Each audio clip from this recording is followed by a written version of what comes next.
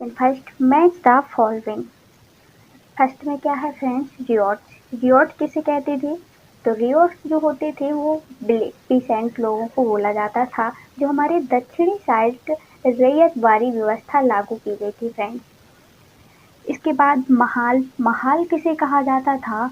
तो विलेज के जो किसान होते थे उनको महाल या महालवाड़ी व्यवस्था जो हमारे इंडियन के नॉर्थ साइड लागू की गई थी। इसके बाद देखते हैं निच। निच की मैच मिलाएंगे friends, cultivation on planters on land. जो जमीन के बागान लगाते थे लैंड में फ्रेंड्स, कल्टीवेशन करते थे, उनको निच कहा जाता था, निच खेती में। इसके बाद रियोडी मतलब रैयत लोग। तो friends cultivation on ryots land हैं फ्लिंडा प्लैंक। ए नंबर है grow of woad in Europe saw flinda plank as crop which would provide competition to their earning. तो फ्रेंड्स जो कमाई का जो रिकॉर्ड यूरोप में किससे कंपटीशन हो रहा था? वुड नामक पौधे का। क्या देखा गया था फ्रेंड्स? इंडिगो का कंपटीशन हो रहा था वुड नामक पौधे से। इंडिगो था लेकिन वहां पे बोट था। बोट उतना अच्छा नहीं होता था, हमने पहले ही बताया था लेसन में। सेकेंड फिल द ब्लैंक देखते हैं। The demand for indigo increase lets in 18th century Britain because of fill the blank. Friends इसमें क्या भरेंगे? ब्रिटेन में क्या हुआ, किसकी बढ़ोतरी हुई थी, किसका डिमांड हुआ था 18th सेंचुरी में? तो फ्रेंड्स हमने बताया था कि कॉटन या कपास का इजाफा होने के कारण बहुत ज़्यादा फर्टिलाइजेशन हो गया था, जिससे वहाँ पे इंडिगो की डिमांड बढ़ रही थी। तो क्या हुआ था? इंक्रीज कॉटन टेक्सटाइल प्रोडक्शन भरेंगे इसमें। चलिए सेकेंड वाला देखते हैं, सी नंबर देखते हैं। The inter relationship for indigo was effect by the discovery of synthetic dyes भरेंगे। डी नंबर देख, Champaran movement was against fill the blank. Champaran movement किसके अगेंस्ट किया गया था? इंडिगो प्लांटर्स ने किया था फ्रेंड्स। तो यहाँ पे भरेंगे इंडिगो प्लांटर। चलिए फ्रेंड्स फर्स्ट क्वेश्चन थर्ड देखते हैं। Describe the main feature of permanent settlement.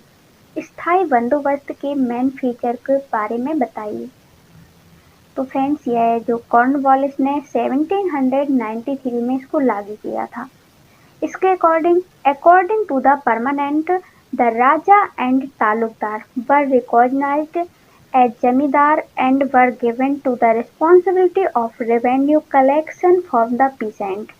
Friends इसमें परमानेंट रूप से जो राजा और राजा के तालुकदार होते थे उनको जमींदार बना दिया गया था, और उनकी रिस्पॉन्सिबिलिटी होती थी कि वो किसान लोगों से रेवेन्यू को कलेक्शन करें, राजस्व को वसूलें। और राजस्व होता था वो फिक्स कर दिया जाता था कि कंपनी को कितना देना है आपको। The amount to be paid was fixed permanently and here the name permanent settlement. मतलब फ्रेंड्स इसमें एक निश्चित अमाउंट, फिक्स अमाउंट परमानेंट रूप से, रेगुलर रूप से कंपनी को देना होता था और पेसेंट लोगों से लेना होता था। इसीलिए इस व्यवस्था का नाम परमानेंट सेटलमेंट रखा गया, स्थायी बंदोबस्त रखा गया। How about the Mahalwari system different for the permanent settlement. Mahalwari व्यवस्था स्थायी बंदोबस्त के मुकाबले कैसे अलग थी, क्या डिफरेंस थे दोनों में? चलिए बात करते हैं फ्रेंड्स। इस आंसर में फ्रेंड्स दो डिफरेंस के बारे में बात करेंगे, permanent settlement and Mahalwari system के। तो हम इसके दो कीवर्ड निकाल लेते हैं फ्रेंड्स, जिससे लंबे टाइम तक हम इनको याद रख पाएँ और आंसर भूले ना। तो दोनों का रेवेन्यू देखेंगे कि किसमें फिक्स है किसमें नहीं है, और दूसरा डिफरेंस देखेंगे कलेक्शन कौन करता है परमानेंट सेटलमेंट में और महालवाड़ी में कौन पैसे कलेक्ट करता है। चलिए फ्रेंड्स बात करते हैं। तो रेवेन्यू देखते हैं परमानेंट सेटलमेंट में। इसमें revenue rate was fixed permanently not to be increase. इसमें रेवेन्यू का रेट होता था वो फिक्स होता था और यह बाद में बढ़ाया नहीं जा सकता था। चलिए देखते हैं महालवाड़ी सिस्टम में। It was decided that the rate of revenue would be revised periodically. मतलब यह डिसाइड किया जा सकता है रेट कभी भी, और साथ ही एक टाइम के बाद, एक पीरियड के बाद इसमें रिवाइज भी किया जा सकता है, कोई भी कर सकता है। कलेक्शन देखते हैं फ्रेंड्स दोनों में। तो परमानेंट सेटलमेंट में जो कलेक्शन है, कलेक्टेड है, वह जमींदार collected the revenue for the pheasant and gave a fixed part two the company. मतलब जमींदार इसका कलेक्ट करेंगे रेवेन्यू को पीसेंट से, किसान लोगों से, और एक निश्चित पार्ट कंपनी को दे देंगे। तो इसमें जमींदार कलेक्ट कर रहा है। जबकि महालवाड़ी सिस्टम में, in mahalwari system this work was done by village headman. इसमें महालवाड़ी सिस्टम में कौन काम करेगा? विलेज का हेडमैन कलेक्ट करेगा पीसेंट से रेवेन्यू को। तो शायद फ्रेंड आपको याद हो गया होगा कि रेवेन्यू हमने देखा परमानेंट सेटलमेंट में फिक्स था, महालवाड़ी में फिक्स नहीं था, यह बढ़ सकता था। कलेक्शन देखा, परमानेंट सेटलमेंट में जमींदार कलेक्ट करते हैं, जबकि महालवाड़ी सिस्टम में विलेज का हेडमैन करता है। Give two problem that arose with the new Munro system of fixing revenue. राजस्व निर्धारण की जो नई व्यवस्था थी मुंड्रो सिस्टम, उसमें आने वाली 2 समस्याओं के बारे में बताइए। तो फ्रेंड्स चलिए बात करते हैं मुंड्रो सिस्टम की समस्याओं के बारे में। तो फ्रेंड्स मुंड्रो को लगता था, देखिए, the ryots were suppose that to improve their land but they did not. Munro को लगता था कि रियोट लोग हैं, जो रैयत लोग हैं, वो ज़्यादा से ज़्यादा अपनी लैंड को सुधारेंगे, भूमि सुधारेंगे, किंतु ऐसा नहीं होता है। दूसरी प्रॉब्लम क्या थी? मुंड्रो को लगता था कि यह सिस्टम है जो the system suppose that peasant to get change into rich enterprising farmer but this did not happen. Munro को लगता था कि जो पीसेंट लोगों को यह सिस्टम बहुत ज़्यादा रिच बना देगा, उनकी कंडीशन को चेंज करेगा, इंटरप्राइजिंग फार्मर बन जाएंगे, एक कुशल फार्मर बन जाएंगे, बट ऐसा नहीं होता है। आखिर ऐसा क्यों नहीं होता है? चलिए फ्रेंड्स बात करते हैं कि इसमें friends the revenue official fixed too high revenue demand, ryots were not able to pay this much revenue. मतलब फ्रेंड्स कि इतना अधिक रेवेन्यू पहले फिक्स कर दिया था इन लोगों ने, जिसके कारण जो रियोट्स लोग हैं वो अपना रेवेन्यू चुका ही नहीं पा रहे थे, पे ही नहीं कर पा रहे थे। ऐसे में फ्रेंड्स वो अपने लैंड को कैसे सुधारेंगे? और रही बात उनकी स्थिति चेंज होने की, रिच बनने की, जब वो रेवेन्यू ही नहीं दे पा रहे हैं फ्रेंड्स, राजस्व कंपनी को अदा ही नहीं कर पा रहे हैं, तो उनकी स्थिति कैसे सुधरी? इतना अधिक रेवेन्यू फिक्स कर दिया गया था। मतलब भाई ryot reluctant to grow indigo. Indigo की खेती मतलब नील की खेती से किसान लोग फ्रेंड्स क्यों कतरा रहे थे, क्यों करना नहीं चाहते थे? चलिए फ्रेंड्स इसकी रीजन जानते हैं। तो इसका फर्स्ट रीजन है फ्रेंड्स कि प्लांटर लोग थे, the planter generally forced the ryot to सिंग ए कॉन्ट्रैक्ट। मतलब बागान के मालिक इन लोगों से फोर्स करते थे रियोट लोगों को कॉन्ट्रैक्ट में साइन करने के लिए। कॉन्ट्रैक्ट में क्या था फ्रेंड्स? कॉन्ट्रैक्ट में ये था कि cash advance were given at a low interest rate but that loan committed the ryots cultivated at the least 25% of holding with indigo. मतलब आपको कर्ज दिया जाएगा, कैश देगा एडवांस में, लो इंटरेस्ट में, किंतु आपको रैयत लोगों को अपने 25% पर इंडिगो की खेती करनी होगी। पहले नंबर फ्रेंड्स क्या किया कि कॉन्ट्रैक्ट में साइन करवाया। दूसरे नंबर पे इन्होंने लोन दिया, लोन के साथ साथ आपको 25% लोग जमीन पर इंडिगो की खेती करनी होगी, जितनी भी जमीन है। अब तीसरा नंबर फ्रेंड्स देखते हैं इसका, द प्लांटर प्रोवाइड, जो प्लांटर होते थे वो प्रोवाइड करवाते थे seed drill etcetera. Actual cultivation was done by the cultivator after the delivery of the harvested crop to the planter. A new loan was given to the riots। मतलब friends planter लोग जिसने भी कर्ज लिया है company वालों से, वह है मकान के मालिक से फ्रेंड्स, तो बागान का मालिक आपको सीड देगा, बीज देगा, उपकरण देगा आपको खेती करने को इंडिगो की। लेकिन जैसे ही आपकी फसल हार्वेस्ट होगी, कटेगी, उसके बाद आपको डिलीवर करना होगा कंपनी को, और उसमें फिर इसके बाद आपको फिर से नया लोन मिल जाएगा खेती करने के लिए। तो यही फ्रेंड्स सिस्टम उनका बार बार चलता रहता था। पहले कॉन्ट्रैक्ट में साइन करवाया, फंसाया। दूसरा 25% पे आपने लोन लिया है तो खेती करनी ही होगी। तीसरा आपको सीड दिया जाएगा, लेकिन क्रॉपिंग के बाद, फसल कटने के बाद आपको कंपनी को देनी होगी, और कंपनी बहुत लो कॉस्ट में लेगी फ्रेंड्स, जिससे आपका कर्जा आपको पुनः लेना पड़े और इनकी साइकिल चलती रहे। चलिए फ्रेंड्स चौथे पॉइंट की बात करते हैं। देखिए यही लिखा है, this way the ryots yes profit in a cycle of loan cycle, जिससे इनकी चलती रहे। इससे फ्रेंड्स क्या होता है, the realise that the were actually getting a low rate for their hard labour.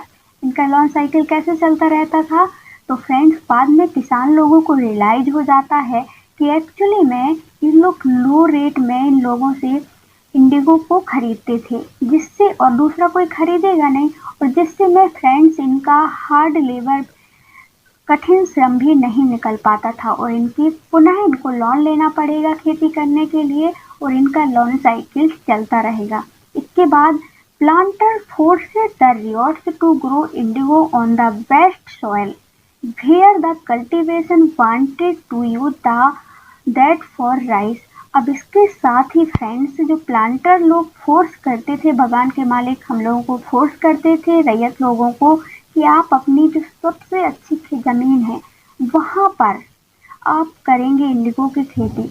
और मेन प्रॉब्लम ये थी फ्रेंड्स, जो अच्छी वाली ज़मीन होती थी वहाँ पे पहले से ही राइस की खेती किया करते थे, धान की खेती किया करते थे, और उसी की चाहते थे उगाना, क्योंकि ये अच्छी दिखती थी। जबकि इंडिगो की खेती करने में इनका कर्ज भी नहीं चुक पाता था। तो ये प्रॉब्लम थी। कौन कौन सी प्रॉब्लम देखी फ्रेंड्स, फर्स्ट में हमने देखा कि आपके कॉन्ट्रैक्ट में फोर्स करके साइन करवाया। दूसरा लोन दिया, लेकिन आपको 25% पर भूमि पर खेती करनी होगी इंडिगो की। तीसरा हमने देखा कि सीड और ड्रिल देंगे, लेकिन हार्वेस्टिंग क्रॉप के बाद, मतलब फसल कटने के बाद आपको बागान के मालिक को फसल बेचनी होगी। चौथा हमने देखा कि इनकी लोन साइकिल चलती ही रहती थी।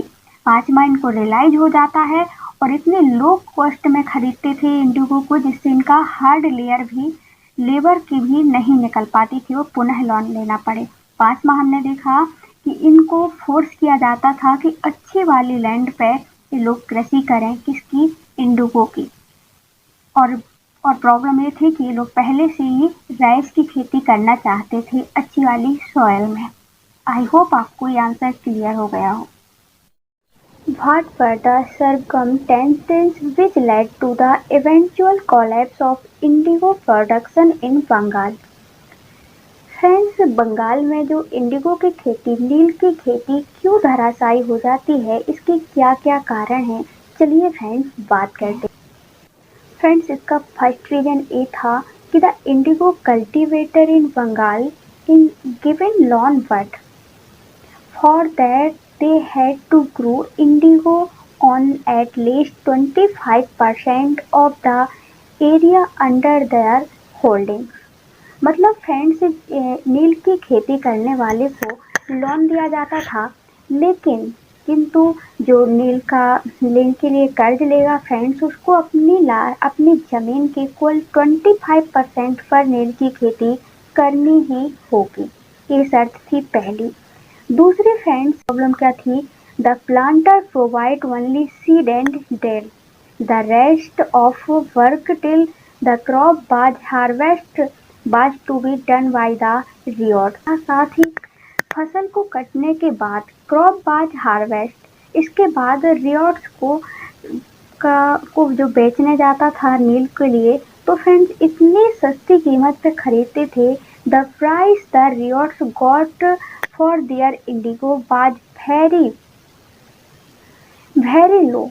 फ्रेंड्स, बहुत कम रेट पर खरीदते थे, जिससे कि उनका लोन भी नहीं चुका पाता था। They had to loan to repay their previous loans, thus the cycle loans was never ending, मतलब उनका लोन पहला भी नहीं चुक पाता था और साथ ही फ्रेंड्स उसको खेती करने के लिए, कल्टीवेशन के लिए दूसरे लोन की ज़रूरत पड़ जाए। तो यह लोन साइकिल मतलब उनकी चलती ही रहती थी। इससे परेशान होकर के भी बहुत लोगों ने नील की खेती करना बंद कर दिया। चलिए देखते हैं नेक्स्ट पॉइंट के बाद। देखिए friends, the planter usually insisted or that indigo should be cultivated on the best soil, in with peasant preference to cultivate rice।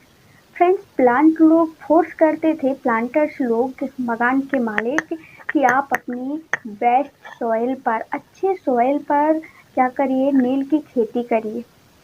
और जबकि पीसेंट लोग राइस की खेती करते थे उस वाली सॉइल में। तो इनको ये भी प्रॉब्लम, इससे भी परेशान होकर कि इससे तो इतने लो कॉस्ट में खरीदते हैं कि हमारा कोई मूल्य ही नहीं निकल पाता है। तो इसलिए वो जहाँ पे राइस की खेती करने के लिए अच्छी वाली सॉइल में करते थे, जिससे राइस अच्छा उपजे, बहुत ज़्यादा चावल पैदावार हो, तो फ्रेंड्स उसकी भी खेती ये लोग नहीं करने देते थे। कहते थे वहाँ पे अच्छी वाली ज़मीन पे आप इंडिगो की खेती करिए। इससे परेशान होकर भी बहुत सारे लोगों ने नील की खेती करना, विद्रोह करना स्टार्ट कर देते हैं। लास्ट पॉइंट देखते हैं friends, the Indigo crops executed the soil repeatedly after and Indigo harvest the land could not be Son with the rice. मतलब फ्रेंड्स, एक बार जहाँ पे नील की खेती हो जाती थी वहाँ पे दोबारा राइस की खेती नहीं कर पाते थे, क्योंकि इंडिगो की जो कटाई के बाद इतनी ज़्यादा ज़मीन नीचे तक जाती थी, इसकी जड़ें, जिससे कि वहाँ की उर्वरक शक्ति छीन ली जाती थी फ्रेंड्स, जिससे राइस की खेती नहीं हो पाती थी।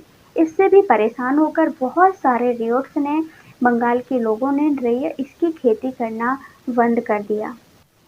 These were certain circumstances which led to the eventual collapse of indigo production in Bengal. इस कारण से फ्रेंड्स बंगाल में इसका इंडिगो धराशायी हो जाता है, नील की खेती बहुत ज़्यादा धराशायी हो जाती है। तो हमने कौन कौन से कारण देखे, चलिए फ्रेंड्स बात करते हैं। तो फ्रेंड्स हमने 4 रीजन देखे, 4 कारण देखे बंगाल में इंडिगो की खेती का धराशायी होने के।